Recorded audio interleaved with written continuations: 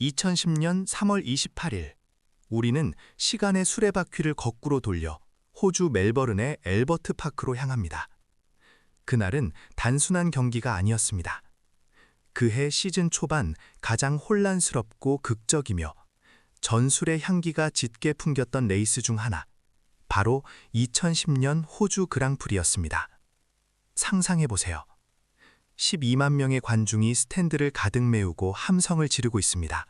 임시 스트리트 서킷으로 변모한 엘버트 파크의 아스팔트 위에는 빗방울이 가늘게 내리고 있어 노면은 젖어 있었죠.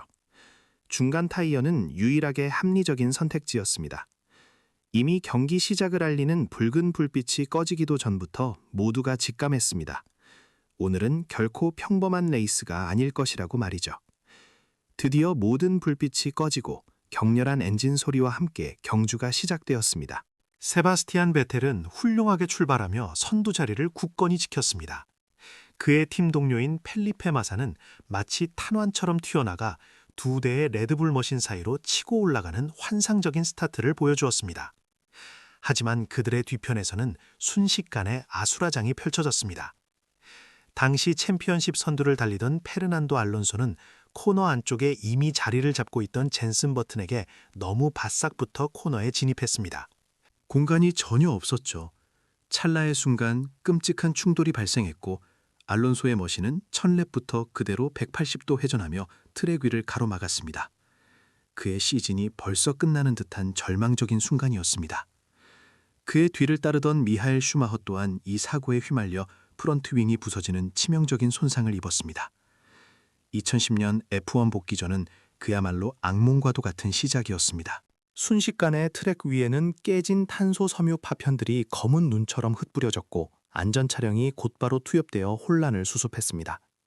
부에미와 할켄베르크 또한 사고에 연루되며 초반부터 많은 드라이버들이 예상치 못한 상황을 맞이했습니다.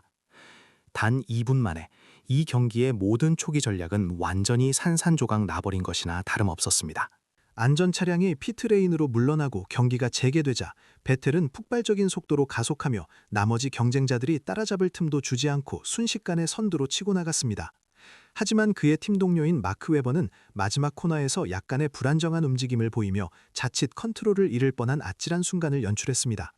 한편 로버트 쿠비차는 그의 르노 머신으로 모두를 놀라게 했습니다. 레드불과 동일한 르노 엔진을 사용했음에도 불구하고 르노는 젖은 노면에서 놀라운 접지력을 보여주었습니다. 특히 느린 코너 탈출 시 트랙션이 매우 좋았는데 이는 습한 조건에서 강력한 무기였습니다. 그날 르노 팀의 활약은 정말 인상 깊었습니다. 루이스 해밀턴은 조용하지만 맹렬하게 순위를 끌어올리고 있었습니다. 그는 버튼을 상대로 과감한 압박을 가하며 추월에 성공했습니다. 뒤쪽에서는 1000랩 사고로 후미로 밀려났던 알론소가 놀라운 회복력을 보였습니다. 그는 로터스, 버진과 같은 신생팀들을 마치 쉬운 먹잇감처럼 별다른 저항 없이 차례로 제치고 다시 상위권으로 치고 올라오기 시작했습니다. 하지만 이 모든 것은 앞으로 펼쳐질 전술적 광란의 서막에 불과했습니다. 이른 혼돈은 겨우 시작일 뿐이었고 경기는 이제 막 예측 불가능한 방향으로 흘러가기 시작했습니다. 드라이버와 팀들 모두 숨을 고르며 다음 수를 준비하고 있었지만 그 누구도 이 레이스가 어떤 결말을 맞이할지 예상할 수 없었습니다. 레이스 전체의 3분의 1 지점을 넘어서면서 알버트 파크의 노면은 점차 습기를 잃어가고 있었다. 빗방울은 더 이상 떨어지지 않았고 트랙 위에는 마른 자국들이 보이기 시작했다. 아직 곳곳에 물기가 남아있었지만 드라이버들은 점차 다음 단계를 고민하기 시작했다. 그리고 바로 이때 2009년 월드 챔피언 젠슨 버튼이 모두를 경악하게 할 결정을 내렸다. 그는 핌 라디오를 통해 피트 진입을 알렸고 다음 랩에 곧바로 피트로 향했다. 이 대담한 움직임의 목적은 단 하나, 인터미디어트 타이어를 버리고 소프트 슬릭 타이어로 교체하는 것이었다. 그 순간 트랙은 여전히 촉촉했다. 슬릭 타이어는 마른 노면에서는 최고의 성능을 발휘하지만 단 한 방울의 물기라도 있으면 극도로 미끄러워지는 위험한 선택지였다.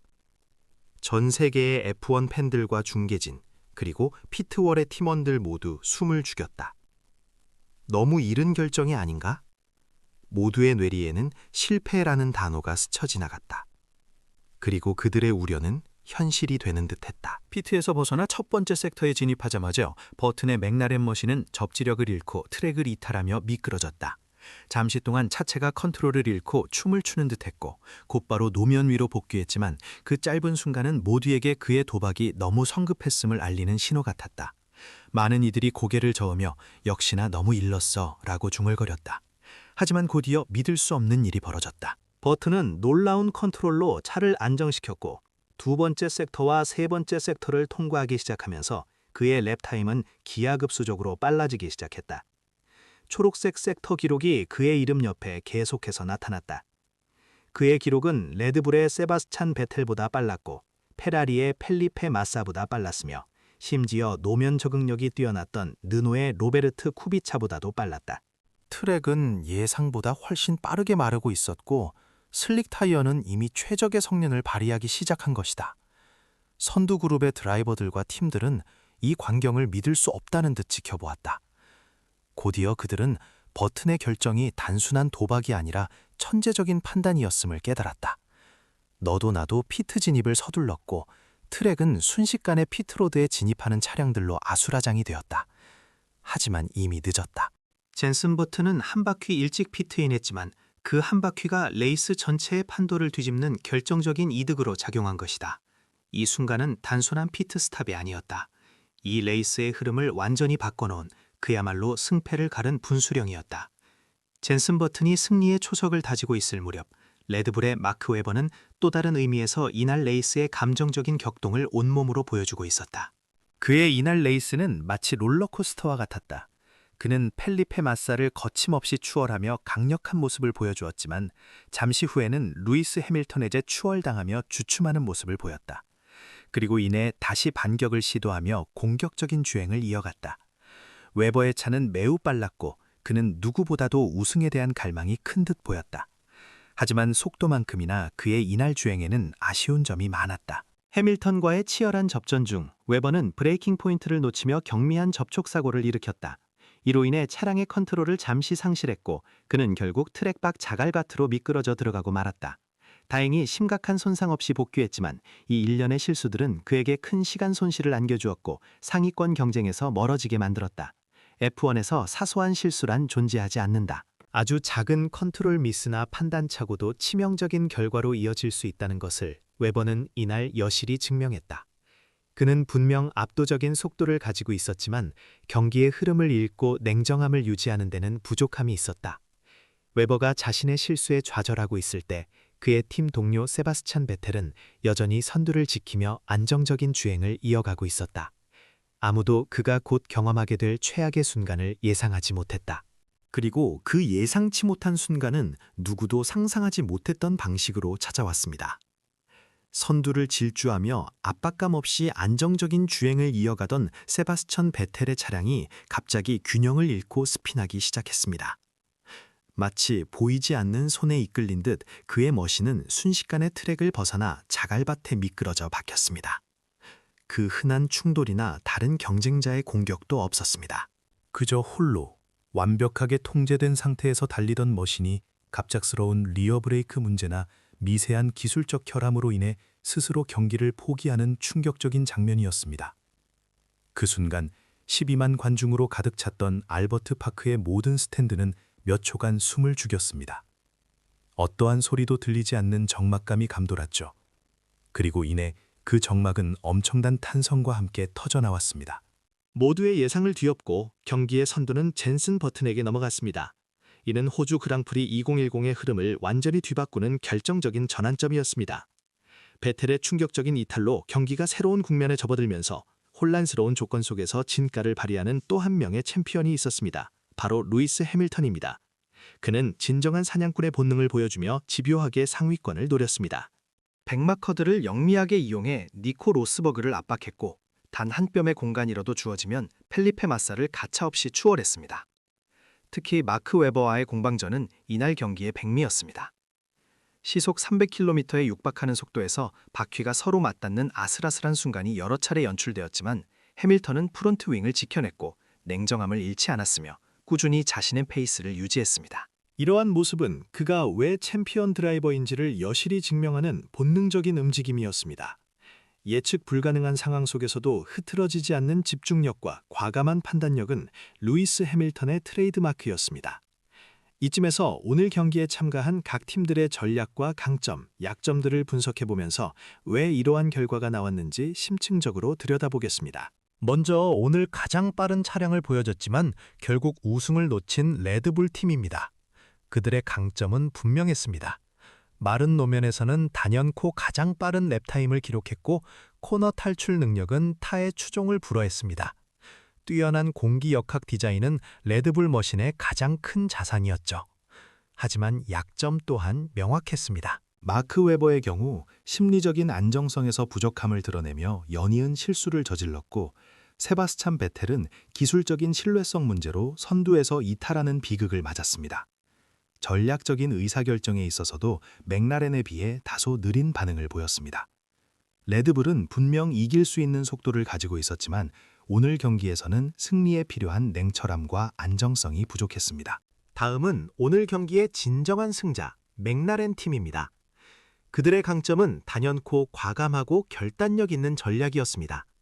특히 젠슨 버튼의 슬릭 타이어 교체 결정은 경기의 흐름을 완전히 바꿨죠. 경기의 흐름을 읽는 능력 또한 탁월했으며 당시 F덕트 시스템 덕분에 직선 구간 속도도 좋았습니다. 루이스 해밀턴은 필요할 때마다 극도로 공격적인 주행을 선보이며 팀에 포인트를 안겨주었습니다. 물론 완벽하지 않은 피트 스톱이나 해밀턴이 때때로 한계에 너무 가깝게 주행하는 경향이 있다는 약점도 있었지만, 맥라렌은 단순히 빠른 속도 때문이 아니라 적절한 순간에 위험을 감수하는 용기와 탁월한 전략적 판단력으로 승리를 쟁취했습니다.